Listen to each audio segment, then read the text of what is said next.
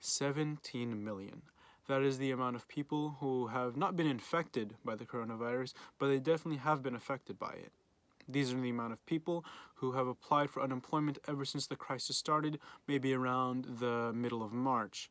And if you want to know what the last record was, that was around that was only 665,000. That's a huge difference from now and today.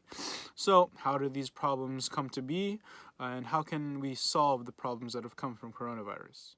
But why do I have to listen? Is something you might be thinking. You know, when you look outside, the streets are empty, everybody seems to be following the rules. This doesn't look like a national catastrophe, a national crisis. Well, I'd love for that to be the case, but the crisis is really happening behind closed doors. The economy is crashing.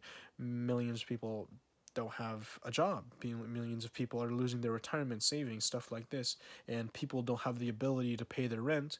But meanwhile, there are still landlords who are still trying to pay or get people to pay their rent. It's ridiculous. We have to do something about this, and that is a little bit of why you should listen. But first, I'd like to give you a little bit of credibility. So, my name is Zion. As you might know, I'm a political science major, and I've been following closely the 2020 election, world politics, and most especially now, the coronavirus crisis. And the reason why I'm here is that I'd like to persuade you that socialist policies could have helped prevent coronavirus and the economic fallout that follows. We will discuss the need for a stronger healthcare response, why we never got the response that we needed, and what you can do to help.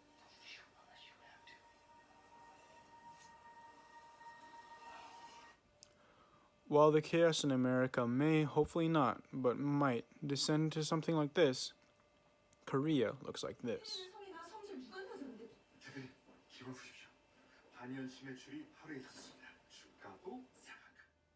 America and Korea are facing the same exact crisis. How come we failed and the Koreans succeeded? We'll take a look at that now. Well, they prepared, and they prepared early. The Taiwanese government, as early as December 2019, according to CNN, they were able to make a list of 124 action items, such as banning travel from China, a strict punishment on anyone who broke quarantine rules, and vigorous testing. This is a little bit of how they were able to stem the coronavirus crisis. Just like Taiwan, South Korea has also been testing people by the thousands. And you know what's interesting too? Both of these countries have a universal healthcare system. Our country doesn't, and we seem to be failing. Maybe we should be taking some lessons from the South Koreans and Taiwanese. Now, how we got here is no accident. The healthcare industry has been lobbying Washington for years and years, so that they get the profits and the people get nothing.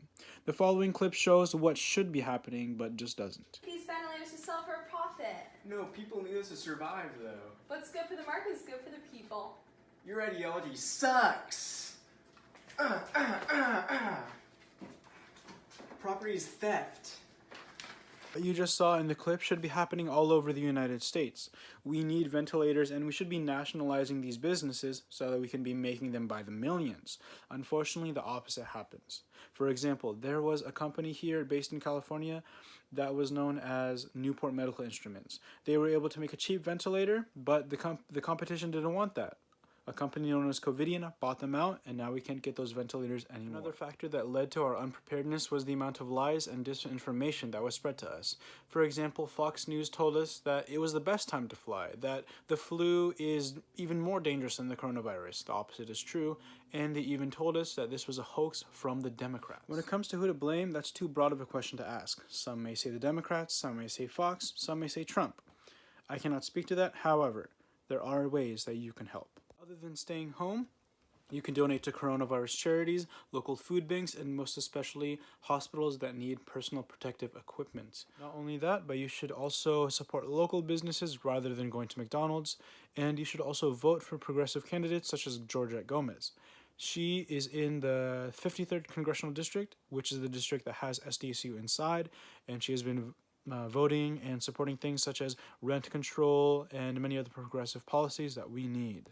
So today I've spoken to you to try to persuade you that the coronavirus pandemic could have been stopped through meaningful and wise action. And I've done this by talking about a more concrete healthcare response, why we never got the response we needed, and how you can help change the nation. While Bernie Sanders has indeed suspended his campaign, this movement has always been bigger than him. Why? Because it was never about him. It was always about